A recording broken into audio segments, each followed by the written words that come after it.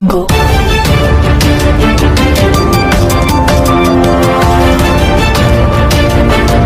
बर्तमान बड़ खबर पाणीपाग को नहीं बड़ सूचना नुआ अपडेट आसुची बात्या बंगोपसागर सृष्टि है लघुचाप 27 रु 3 दिन धरी प्रबल वर्षार संभावना जानिबा संपूर्ण डिटेल्स इनफॉरमेशन कौन रही पाणीपाग को नहीं ताजा अपडेट ता पूर्व वीडियो को लाइक करूँ जदि पार्टी आपंकर सांग साथी मान भिडटी को सेयार करनी जदि फ्रेंड्स आपण मैंने आमर ये चैनल नुआ ही भिड देखुं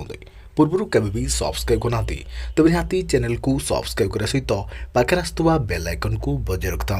तेज आज अवपात परिणत हो सुदृश लघुचाप यह प्रभाव में राज्य में वर्षा होवर संभावना रही 27 रु 29 तारिख जाए राज्य में भारी वर्षा होवर संभावना पूर्वानुमान कर भुवनेश्वर आंचलिक पाणीपाग केन्द्र तेज यह अवपात अधिक घनीभूत हो बात्यार परिणत हो पारे पर उत्तर पश्चिम दिग को गति कर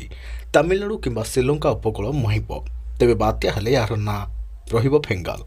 तेज एपटे बात्या आशंका नहीं पूर्वानुमान कर आंतर्जातीय पाणीपाग विज्ञानी जासन निकोलस सेपटे तांकर आकलन अनुसार दक्षिण पूर्व बंगोपसागर सृष्टि होता सुदृश लघुचाप दिने 2 दिन मध्य अवपात परिणत हो आसंता सप्ताह शेष बेलू यह बात्यार परिणत हो तेज दक्षिण भारत में यह लैंडफॉल कर संभावना रही है परवर्ती 2 दिन मध्य यह तमिलनाडु श्रीलंका उपकूल उत्तर पश्चिम दिग को गति कर संभावना अच्छे यह प्रभाव में 25 रु 27 तारिख मध्य तमिलनाडु और पुडुचेरी प्रबल अति प्रबल वर्षा होवर संभावना अच्छे यह प्रभाव में 25 रु 26 तारिख में ओडिशा रे पाग मेघुआ रहा सहित 27 तारिख 3 दिन धरी ओडिशा अनेक जिले हल्का मध्यम धरण वर्षा होवर संभावना रही बेले अंपटे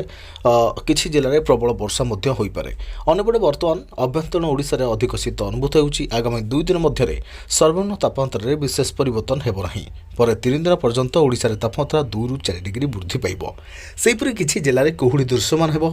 आगामी दिने 2 दिन जाए सुंदरगढ़ झारसुगुड़ा कलाहांडी कंधमाल कोरापुट रे गोटे 2टी स्थान में हल्का मध्यम धरण कुहुड़ीर संभावना रही आंचलिक पाणीपाग विज्ञान केन्द्र सूचना अनुसार गत 24 घंटे फुलबाणी में सर्वनिम्न तापमात्रा 10.0 डिग्री रेकर्ड होइछे सेहीपरि पहाड़िया अंचल जी उदयगिरी में सर्वनिम्न 8.0 डिग्री तापमात्रा रेकर्ड होइथिबा सूचना रही।